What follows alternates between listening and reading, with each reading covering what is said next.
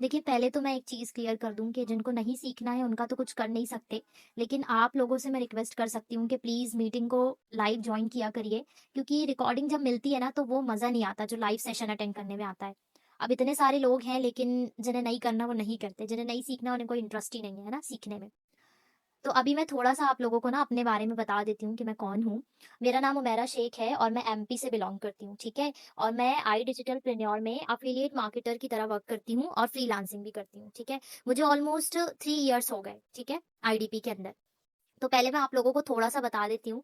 मैं पहले थोड़ा 3 साल पहले वाली उमेरा के बारे में आपको बताती हूँ, उसके बाद फिर हम आज के बारे में बात करेंगे, ठीक है? अभी आप लोग बताइए, मेरी वॉइस क्लियर आ रही है? आप सब रेडी हैं सीखने के लिए?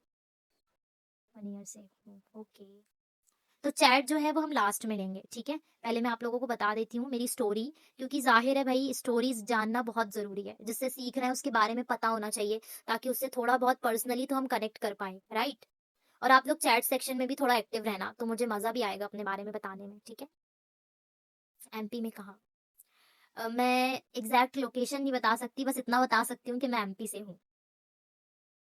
देखिए, सबसे पहले तो मैं आपको बता दूँ कि जब मैं 11th और 12th कर रही थी, तो मैंने ना बायो लिया था, ठीक है? मेरा बायोलॉजी था, बायो साइंस। तो मुझे वहाँ पे नीट एस्पिरेंट बनना था, मतलब मैं चाहती थी कि मेरे 12th पे बहुत अच्छे खासे नंबर आ जाएँ और मेरा सिलेक्शन हो जाए नीट में। क्योंकि मैं अच्छी स्टूडेंट थी, मैं टॉपर भी थी, मैंने साइंस ओलंपियाड फाउंडेशन से गोल्ड मेडल भी रिसीव किया था। तो मुझे ऐसा अपने आप पे थोड़ा बहुत ट्रस्ट था कि भाई चलो हो जाएगा, मैं कर लूँगी नीट, आगे बढ़ जाऊँगी अपनी लाइफ़ में। तो जैसे ही मेरा 12th होता है ना, मैंने 12th में जब एडमिशन लिया था, तो मेरी 12th बहुत मुश्किल से गुज़रती है।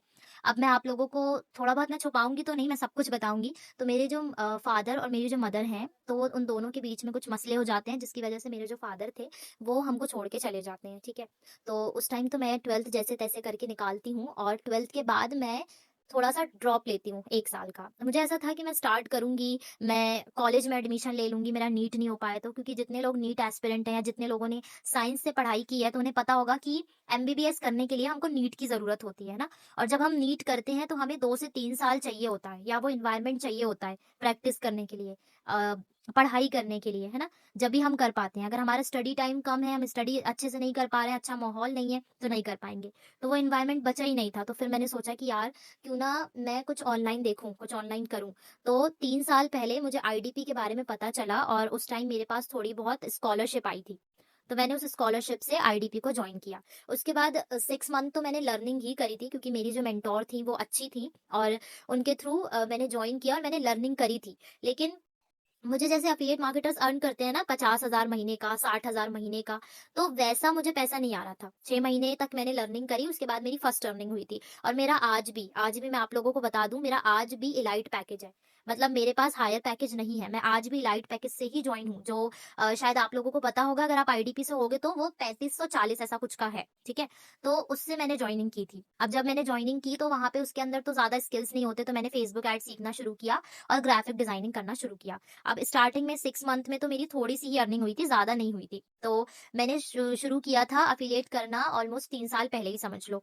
फिर मैंने फ्रीलांसिंग पे शिफ्ट किया, क्योंकि कहते हैं ना कि यार जो लोग सब लोग जो कर रहे हैं, तो ज़रूरी नहीं है कि वही आपके लिए भी बना हो। हो सकता है कि आपका रिज़्क अल्लाह ताला ने कुछ और चीज़ में लिखा हो, या हो सकता है कि आपका जो आपकी जो फ़ील्ड हो वो कुछ और हो और आप कहीं और हाथ-पैर मार रहे हो। तो मैंने एफिलिएट में बहुत ट्राई किया, बहुत, लेकिन नहीं हुआ, क्योंकि उस टाइम मेरी कम्युनिकेशन अच्छी नहीं थी ना, मैं बात भी नहीं कर पाती थी ठीक से।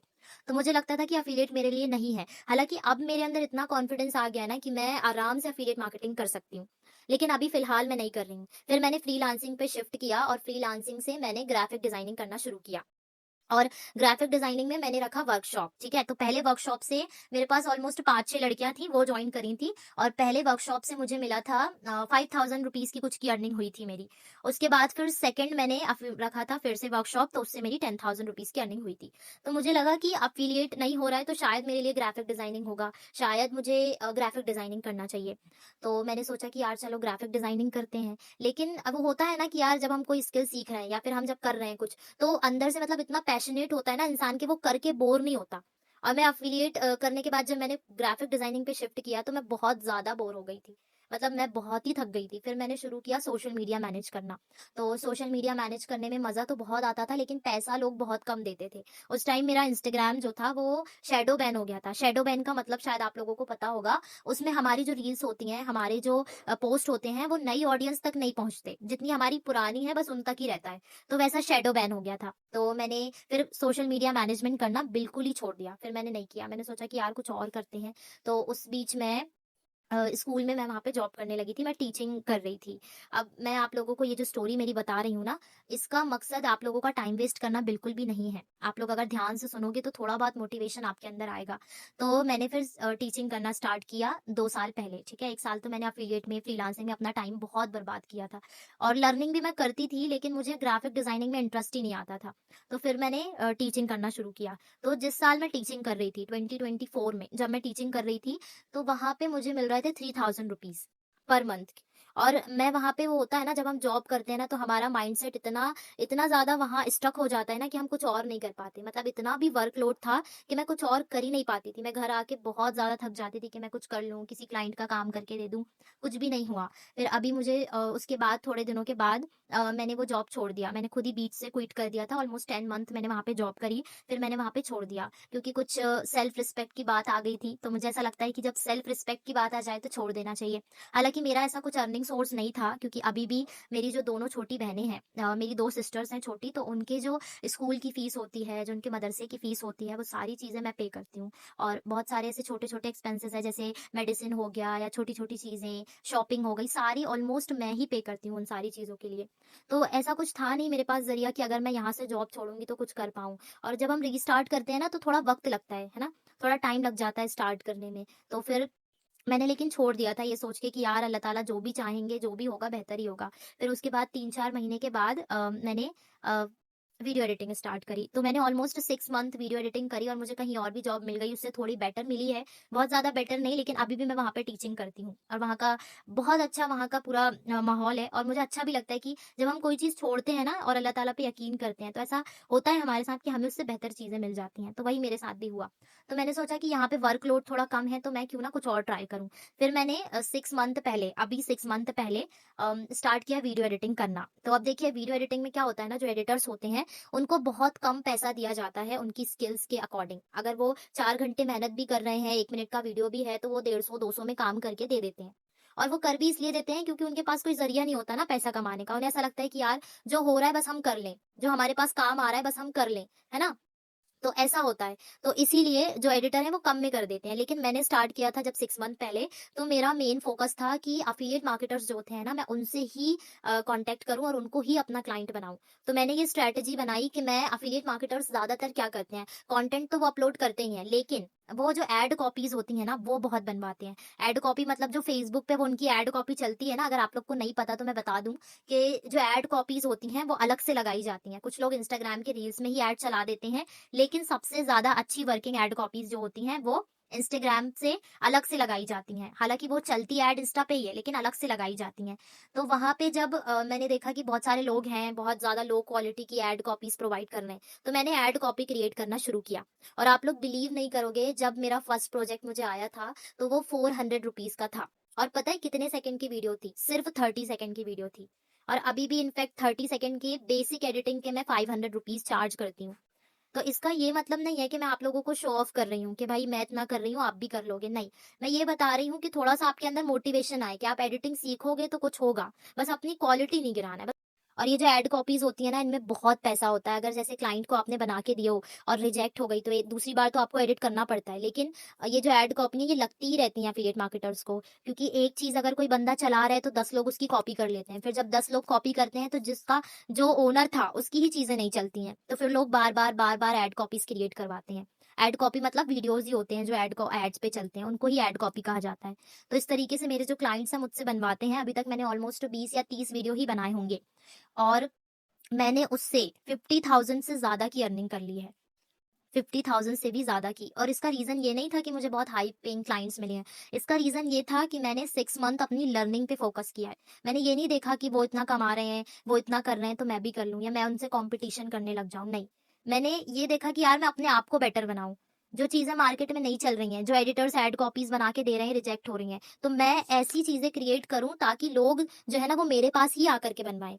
अभी जो बड़े-बड़े कुछ एफिलिएट मार्केटर्स हैं, मैं उनका नाम तो नहीं ले सकती हूँ, लेकिन इतना बोलूँगी कि 3-4 लाख या फिर 10 लाख वाले जो हैं, उन्होंने मुझसे एड कॉपीज़ क्रिएट करवाई हैं। उनकी एड कॉपीज़ मैं बना कर के देती हूँ और वो बार-बार बनवाते हैं क्योंकि मेरा काम इस लेवल का होता है। अभी मैंने ना अपने अकाउंट के अंदर इतना कुछ शेयर करके नहीं रखा क्योंकि टाइम नहीं मिल पाता है, लेकिन इंशाल्लाह मैं पोस्टिंग ज़रूर स्टार्ट करूँगी। तो मैंने बस आप लोगों को स्टोरी बताने का मकसद इतना था कि आप लोग भी थोड़ा लर्निंग पे फोकस करें। अगर आपका माइंडसेट ये है ना कि मैं अर्निंग करूँगी या मैं अर्निंग करूँगा, तो आप भूल जाइए फिर। अभी आप सिर्फ़ ये फोकस करिए कि जितना मुझे मिल रहा है ना, मैं बस सीखता चला जाऊँ, सीखती चले जाऊँ, है ना?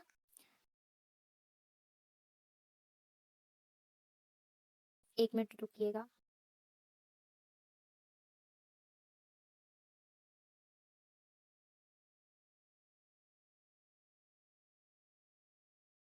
तो बताइए आप लोगों को मेरी स्टोरी कैसी लगी?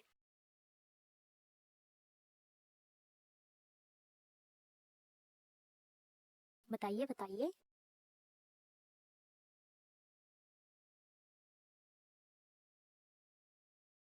Valuable, okay, thank you ma'am. चलो, तो अब मैं सबसे पहले आप लोगों से एक क्वेश्चन करना चाहूँगी कि आपके पास नोटबुक और कॉपी है कि नहीं है? आप मुझे इतना बताइए, नोटबुक और पेन लेकर के आप लोग बैठे हैं कि नहीं? It was emotional but it's motivated us. Okay.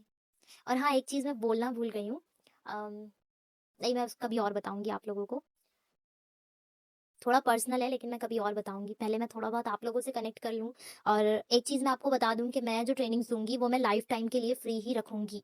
जब तक आप लोग सीख नहीं जाते, आप पैसा नहीं कमाने लग जाते, आपका माइंडसेट चेंज नहीं हो जाता, मैं हमेशा आप लोगों को ट्रेनिंग्स फ्री ऑफ कॉस्ट दूँगी। और आपको भी पता होगा कि मार्केट के अंदर जो एडिटर्स होते हैं ना, वो बहुत पैसा लेते हैं, बहुत ज़्यादा। मुझे हर तरीके की एडिटिंग आती है, चाहे बेसिक करवा लो, एडवांस लेवल की करवा लो, मोशन ग्राफिक्स बनवा लो, यूट्यूब वीडियोज़ एडिट करवा लो और फूड एआई वीडियोज़ जो अभी चल रहे हैं ट्रेंडिंग में, मैं हर तरीके की एडिटिंग कर लेती हूँ। तो अभी आप लोग बिल्कुल ये मत सोचिएगा कि हम इनसे सीखेंगे तो हमको कम नॉलेज मिलेगा या फिर ये अगर फ्री में सिखाएँगी तो हमें वैसा नहीं सिखाएँगी जैसा इंसान को सिखाना चाहिए, नहीं। अगर मैं कोई चीज़ सिखाती हूँ ना, तो मैं पूरा इन्वेस्ट होकर के वो चीज़ सिखाती हूँ। फिर आपको सोचने की ज़रूरत ही नहीं पड़ेगी कि आपको किसी और से सीखना है, ठीक है? तो आप इस चीज़ को ध्यान रखिएगा कि आप जो क्लासेस को जॉइन कर रहे हैं ना, वो आपसे बिल्कुल भी कभी मिस ना हो। क्योंकि मैं बिल्कुल कंसिस्टेंसी के साथ सिखाऊँगी, बहुत दिल से सिखाऊँगी और जितने लोग आप लोगों के नोन में होंगे तो प्लीज़ उनको भी जॉइन करवाना। थोड़ा-सा मैं अपना प्रमोशन इसलिए कर रही हूँ क्योंकि मैं चाहती हूँ कि ज़्यादातर लोग सीखें। अब इतने कम पार्टिसिपेंट आएँगे मीटिंग के अंदर, वो भी मैं फ्री में सिखा रही हूँ इसीलिए, तो फिर नहीं चलने वाला ना, फिर कोई मतलब ही नहीं है अपना वक़्त देने का। और आप लोगों ने भी देखे होंगे काफ़ी अच्छे फॉलोवर्स हैं व्हाट्सएप चैनल में, अगर 20% भी जॉइन करते हैं तो काफ़ी लोग कर सकते हैं। 50 पार्टिसिपेंट तो आना ही चाहिए।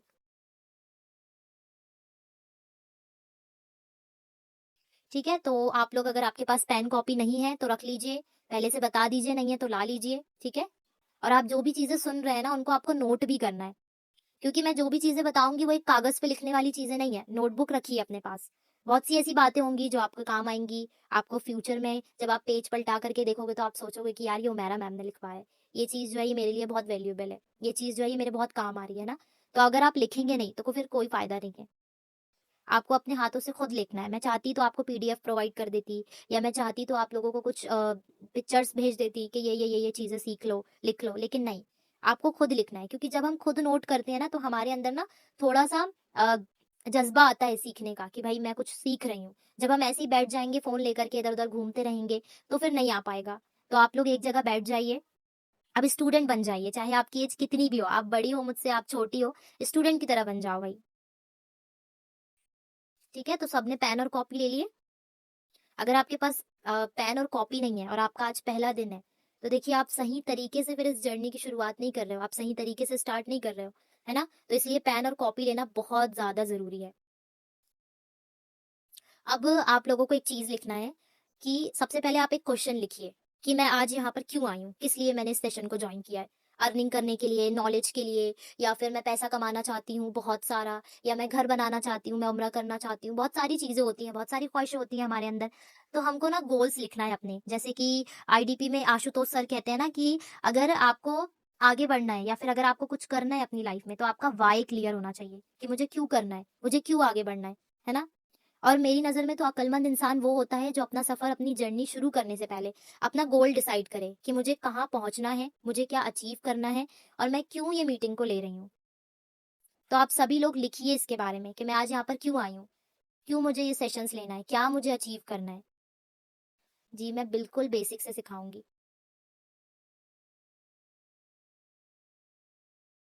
अर्निंग करनी है सीख कर। देखिए, अगर आपने डिसाइड ही नहीं किया ना कि आपने क्यों जॉइन किया है सेशन, आपको क्या अचीव करना है, आपने क्या सोचा है आगे के लिए, या आपने जो मेरा व्हाट्सएप चैनल जॉइन किया है, क्यों किया है ना? आपको जो मीटिंग के अंदर चीज़ें सिखाई जा रही हैं, वो आपको क्यों सीखनी है? अगर आपने ये सारी चीज़ें डिसाइड ही नहीं करी हैं, तो फिर हम ये मान सकते हैं कि आप नॉर्मल एक्टिविटी कर रहे हो, कि बस जॉइन कर लिया, बैठ गए, नहीं, ऐसा नहीं करना है, ठीक है? क्या करना है हमें? सबसे पहले अपना गोल डिसाइड करना है, अपने एम्स लिखना है कि मुझे क्या-क्या चीज़ें अचीव करनी है। आप सबने पेन और पेपर लेकर के आ गए हैं, तो सबसे ऊपर आप लिख लीजिए बिस्मिल्लाह, क्योंकि मैं जब भी कुछ नई चीज़ें स्टार्ट करती हूँ ना, मैं अपनी कॉपी में ये ज़रूर लिखती हूँ। क्योंकि जब भी हम कुछ काम स्टार्ट करेंगे, अगर अल्लाह ताला के नाम से शुरू नहीं करेंगे, तो ना ही उसमें बरकत होगी और ना ही हम उसमें कभी आगे बढ़ पाएँगे, है ना? तो पहले सबसे पहले ऊपर बिस्मिल्लाह लिख लीजिए। अगर आप मुस्लिम हैं, तो आपको पता होगा कि इस चीज़ की कितनी वैल्यू है। और डेट भी लिख लीजिएगा, ठीक है? जब आपकी लर्निंग कंप्लीट हो जाए ना, तो फिर आप सोचिए कि आप जिस मकसद से यहाँ पर आए थे, वो आपकी कंप्लीट हुआ कि नहीं? वो आपने किया कि नहीं? अपने गोल्स लिखिए, अपने ड्रीम्स लिखिए, अपनी एक्सपेक्टेशंस लिखिए, सब कुछ लिखिए। और सबसे पहले आपको ये नियत करना है कि जो भी चीज़ें मैं सीखूँगी, पहले मैं खुद को फ़ायदा पहुँचाऊँगी। मेरी फर्स्ट प्रायोरिटी क्या होना चाहिए? मैं खुद होना चाहिए। मैं खुद सीखूँगी, खुद मेहनत करूँगी। जब आप खुद सीखोगे, आपकी प्रायोरिटी आप खुद होगे, तो उससे सबसे पहला रिटर्न आपको ही मिलेगा, है ना? लिखिए कितने लोगों ने क्या-क्या लिखे हैं। वैसे तो 9:15 पे क्लास एंड हो जाएगी, तो हम कल से एडिटिंग स्टार्ट करेंगे। आज थोड़ा-सा बेसिक सेशन था, ठीक है? Okay ma'am. आप लोग बताएँगे मुझे आप लोगों ने क्या-क्या लिखे हो?